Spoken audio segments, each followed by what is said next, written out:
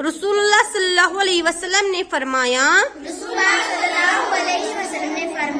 तुम कुरान को सीखो और उसका इल्म हासिल करो और उसको पढ़ाओ, इसलिए कि कुरान की मिसाल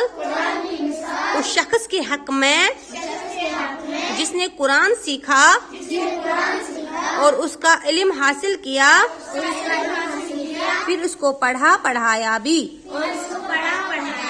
और उस पर अमल भी किया, खास कर तहज्जुद की नमाज में पढ़ा। ऐसी है जैसे मुश्क से भरी हुई एक मुंह खुली थैली, जिसकी महक हर जगह पहुंचती हो, और उस शख्स के हक में जो कुरान को सीखता तो है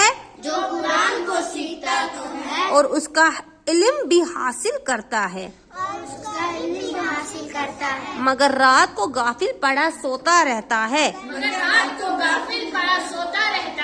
न तहज्जुद में कुरान पढ़ता है, न उस पर अमल करता है,